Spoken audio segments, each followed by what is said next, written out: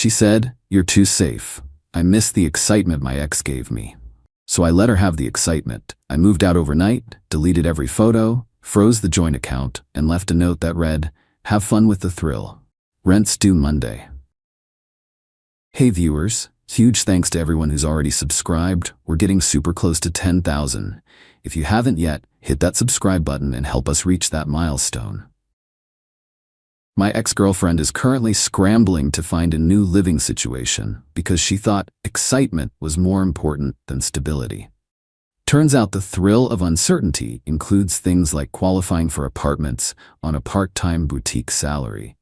2 weeks ago, she was comparing me to her ex and telling me I needed to be more spontaneous. Today, she's learning what spontaneous really looks like when someone removes the financial safety net she was criticizing. I'm 33M, work as an IT director for a mid-size company, make around $110K. Been living with Vanessa, 29F, for about 8 months. She works part-time at a boutique, makes maybe $30K annually when she shows up consistently. We moved in together back in March when her previous roommate situation fell apart.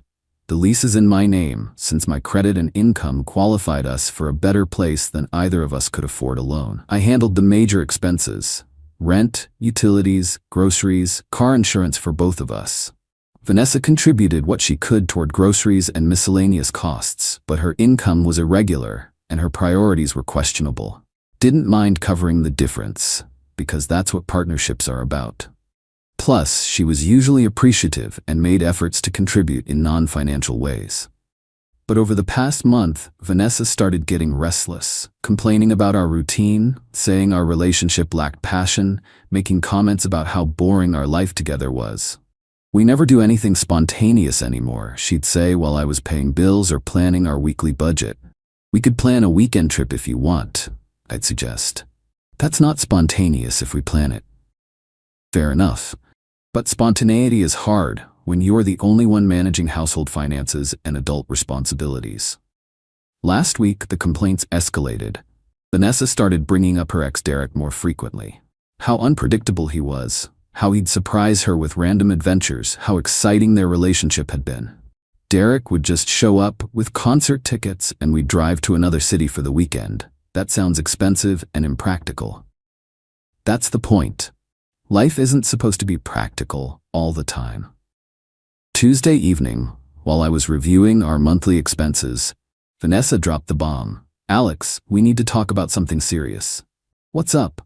"I've been thinking about us, about our relationship, and I'm just not happy with how predictable everything has become." I closed my laptop. "Okay, what would make you happier?"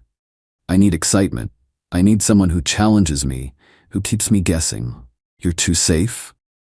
"Too safe? Yeah. You pay bills on time, you grocery shop with lists, you plan everything out. There's no spontaneity, no passion, no thrill. So being financially responsible and organized is a bad thing?" "It's not bad, it's just boring. I miss the excitement Derek gave me, the uncertainty, the adventure, the feeling that anything could happen." "Derek also left you broke and homeless, which is how you ended up here."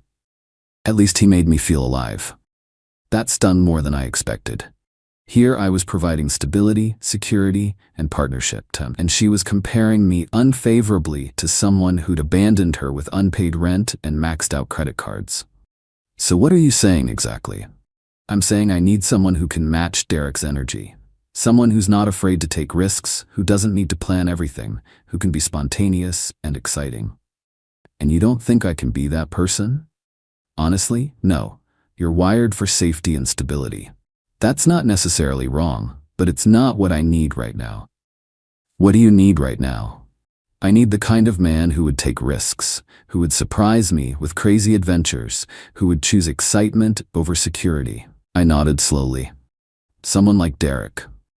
"Someone like Derek, yes. And you think I'm too boring and predictable to ever be that person?" "I think you're a really good guy, Alex, but we want different things. I want excitement and passion. You want routine and stability." That night I lay in bed thinking about what Vanessa had said. She wanted excitement, spontaneity, someone who would choose thrill over security. She wanted someone who would make impulsive decisions without considering consequences. By Wednesday morning, I decided to give her exactly what she asked for. Update 1. The Strategic Exit. Wednesday, I started planning the most spontaneous decision of my adult life. But I did it the smart way, with proper legal and financial preparation. First call was to my lawyer friend Mike about lease obligations and property rights. If the lease is in your name only, you can terminate it with proper notice, he said. But you'll need to give her reasonable time to find alternative housing, usually 30 days. What about shared property? Document everything. Take photos of what you brought into the relationship versus what you bought together. Next call was to my bank about the joint account we'd set up for household expenses. You can withdraw funds you contributed and close the account. The representative explained, but you'll need to provide notice to the other account holder. Since I'd been covering about 80% of our shared expenses, most of the account balance was from my contributions anyway. I spent Wednesday evening and Thursday documenting everything. Photos of my furniture with purchase receipts, lists of items I'd brought into the relationship, records of my financial contributions to shared expenses. Thursday, I also started apartment hunting online. Found a nice one-bedroom closer to work that I could afford easily on my income alone. Friday, I called my landlord and gave formal 30-day notice to terminate the lease. Explained that my roommate situation was ending and I'd be moving out. What about the other tenant, he asked. She'll need to qualify for a new lease on her own or find alternative housing within the 30 days. Understood. I'll send the paperwork. That evening, I sat Vanessa down for a conversation. I've been thinking about what you said Tuesday night. Yeah? And? You're right. We want different things. You want excitement and unpredictability. I want stability and partnership. So what does that mean? It means I'm moving out. I gave the landlord 30 days notice today. Her face went white. What do you mean you're moving out? I mean the lease is in my name and I'm terminating it. You'll have 30 days to find your own place or qualify to take over the lease. Alex, you can't just kick me out. I'm not kicking you out. I'm removing myself from a living situation where my financial responsibility is being criticized. You wanted someone spontaneous who takes risks. This is me taking the risk of living alone instead of supporting someone who thinks I'm boring. But I can't afford this place on my own. Then you'll need to find somewhere you can afford. That's the exciting challenge of independence. Alex, please, I didn't mean it like that. You meant it exactly like that. You said I was too safe and predictable, that you missed the excitement Derek provided. I was just frustrated. I don't actually want you to leave. Too late, the decision is made. You have 30 days. Update 2. The consequences unfold. The next 30 days were educational for both of us. Vanessa initially tried to qualify for the lease on her own income. The landlord required proof of income, at least 3 times the monthly rent. Her part-time boutique salary didn't come close. She asked about getting a cosigner. Her parents weren't financially qualified, and Derek wasn't interested in taking on that kind of responsibility for someone he'd already abandoned once. Week 2, she started apartment hunting in her actual price range. Turned out, places she could afford on $30K annually were significantly different from the place she'd been living while I covered most expenses. Shared apartments with multiple roommates in questionable neighborhoods, studio apartments with no amenities, places that required first month, current, last month, and security deposit up front. Week 3, she tried begging me to reconsider. Alex, I made a mistake. I appreciate everything you do for us. Please don't end 8 months over one stupid conversation. It wasn't one conversation, Vanessa. It was weeks of you comparing me negatively to someone who left you in financial ruin. I'll never mention Derek again. I'll be grateful for what we have. You should have been grateful before you told me I was boring for providing it. Please. I'm looking at places with 3 roommates and cockroaches. I can't live like that. Then get a full-time job and improve your income. Take some of that exciting risk Derek was so good at. She started crying. Why are you being so cruel? I'm not being cruel. I'm being spontaneous. Isn't that what you wanted? Week 4, she tried reaching out to Derek for help. Apparently, he was interested enough to sleep with her a few times, but had zero interest in helping with her housing crisis. He said he's not ready for that kind of commitment, she told me during one of her last-ditch conversations. Shocking. The exciting, unpredictable guy doesn't want responsibility. Who could have seen that coming? Moving day arrived, and Vanessa still hadn't secured alternative housing. She ended up having to store her belongings and move back in with her parents in the suburbs. As I was loading my final boxes, she made one last appeal. Alex, this is insane. 8 months of relationship over me saying I wanted more excitement. You didn't just want more excitement. You told me I was too boring and safe, that you missed what Derek provided. You got what you asked for, life without boring financial security. I didn't ask for this. You asked for someone who would choose excitement over stability. I chose the excitement of living alone over the stability of supporting someone who didn't appreciate it. I left her a note on the kitchen counter. Vanessa, you wanted excitement instead of safety. You wanted unpredictability instead of boring routine. You wanted someone who would take risks instead of plan everything. I've given you all three. Now you get to experience the excitement of qualifying for your own apartment, the unpredictability of living paycheck to paycheck, and the risk of making it on your own. Have fun with the thrill. Alex P.S. I've also removed all our photos from my social media and phone. Seemed like the kind of spontaneous decision someone exciting would make. Final update.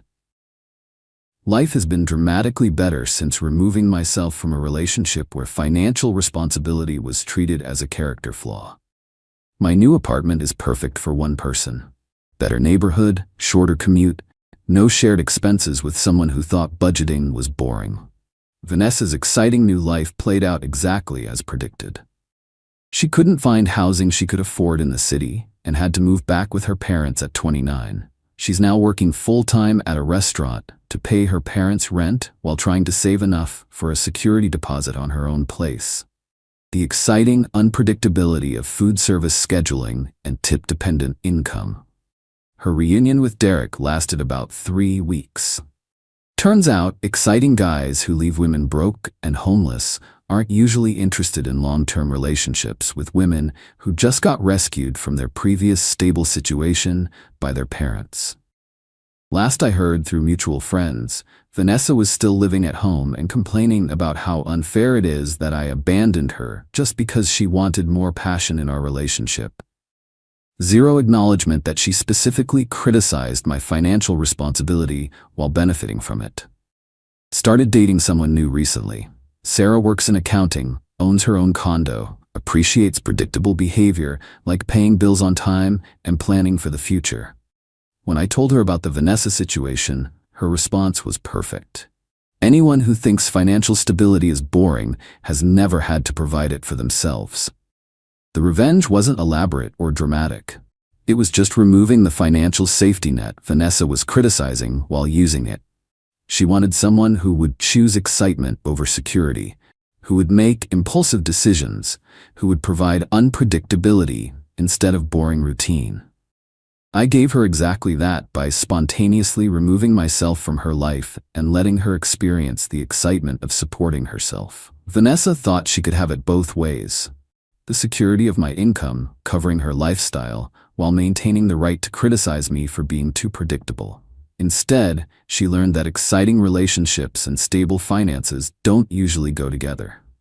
Derek provided thrills but no security. I provided security, but got criticized for being boring. Now she gets to experience the thrill of financial independence, while the exciting guy she missed has moved on to someone else who appreciates uncertainty. The note said it all. Have fun with the thrill. Turns out the thrill of unpredictability includes things like qualifying for apartments on part-time retail income and asking your parents for rent money at 29. Vanessa S. got exactly what she asked for. Life free from the burden of boring financial security. Perfect lesson in being careful what you wish for. She wanted excitement instead of safety. She got eviction notices instead of stability. She wanted spontaneity instead of planning. She got homelessness instead of partnership. She wanted the uncertainty Derek provided instead of the predictability I offered. She got unemployment anxiety instead of shared expenses. Sometimes the most spontaneous thing you can do is remove your